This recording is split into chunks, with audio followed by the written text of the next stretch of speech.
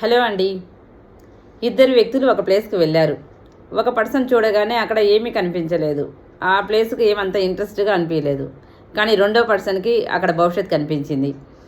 ఆ స్థలంలో ఏమీ తేడా లేదండి, వాళ్ళ ఆలోచనలో మాత్రమే తేడా ఉంది. సో ఇదే దీన్ని గుర్తించే విజన్ అన్నమాట.